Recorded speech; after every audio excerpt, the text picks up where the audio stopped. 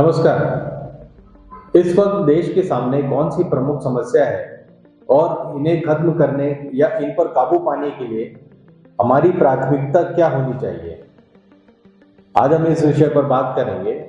हमने यहाँ पर अपनी टॉप 5 प्राथमिकताएं क्या होनी चाहिए यह आपके सामने लाने की कोशिश की है। आप देखिए और डिसाइड कीजिए कि आप इससे सहमत हैं या इसमें कुछ और जोड़ना चाहेंगे या घटाना चाहेंगे। ये वो टॉप 5 प्रायोरिटीज हैं जो कि इस वक्त देश की प्रजा चाहती है और जिसके लिए हम सरकार चुनते हैं। हम वोट किसी भी इमोशनल इशू पर दे देते हैं, जैसे जाति, धर्म, मंदिर या किसी के शहीद होने पर। इसलिए हमारी जो प्राथमिकता होनी चाहिए वह कभी बैक सीट ले लेती है और उस पर कभी मीनिंगफुल डिबेट नहीं हो पाता है, जिसकी वजह से वह समस्या वहीं की वहीं रह जाती है, जस की तस रहती है। आप खुद विचार करिए और बताएं कि आज अभी हमारे प्राथमिकताएं क्या होनी चाहिए एज अ नेशन। यहाँ पर हम शिक्षा, हेल्थ और इंफ्रास्ट्रक्चर जैसी मूलभूत सुविधाओं के बारे में बात नहीं कर रहे हैं।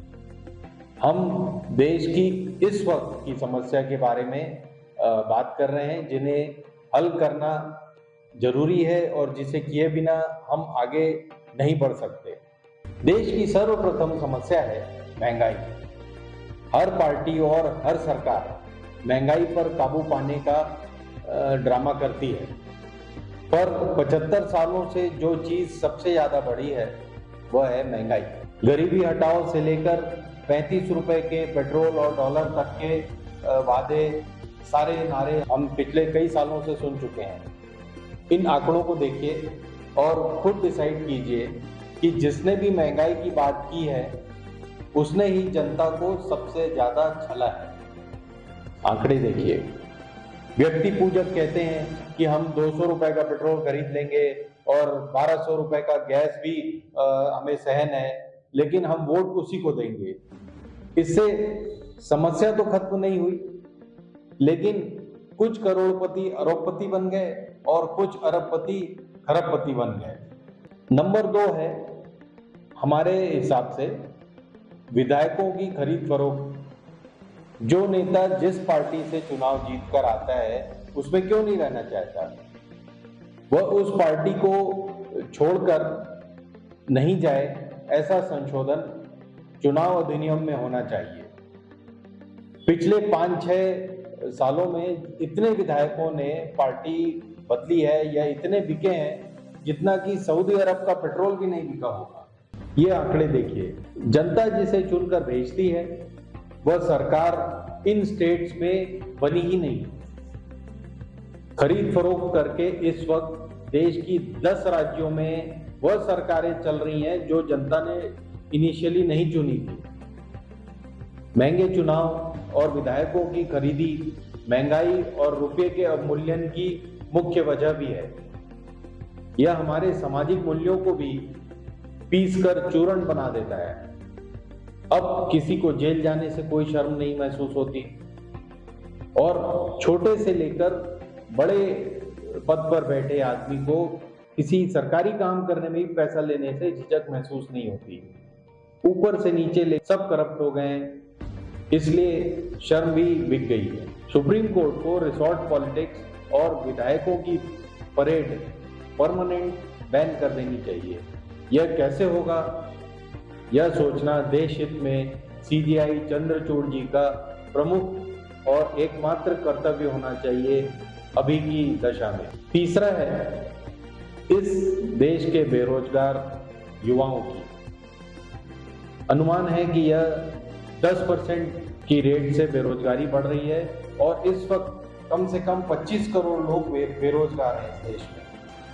25 करोड़ लोगों में से 10 लाख लोगों को नौकरी बांटने का एक टीवी पे ड्रामा कर देना चुनावी तौर पे अच्छा हो सकता है, लेकिन 2 करोड़ सालाना लोगों को रोजगार देने की बात चाय पकौड़ी की दुकान पर खत्म हुई है। बेरोजगार युवक समाज पर बोझ होता है और बुढ़ापे में परिवार और देश दोनों पर बोझ हो जाता है।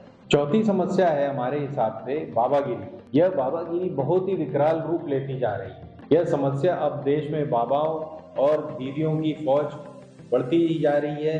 इसको देखकर हमें इस पर जरूर रोक लगानी चाहिए। महंगाई से परेशान युवक युवतियों को धर्म का घूंट पिलाकर बहुत सारे शैतान साधु बन बैठे हैं। ये सारे बाबा इतने अमीर और इतने निकृष्ट हो गए हैं कि दुनिया का कोई भी व्यभिचार इनसे नहीं छूटा है। बड़े बड़े आश्रम और मंदिर बनाकर भोली भाली जनता को मूर्ख बनाकर लूट रहे हैं। कोई बाबा गुफा मंदिर बना रहा है, कोई बाबा फिल्में बना रहा है, तो कोई बाबा यमुना नदी के पाट पर मेला लगा रहा है और कोई मर्सिडीज में पूरा यूरोप का चक्कर मार रहा है एनवायरनमेंट के लिए।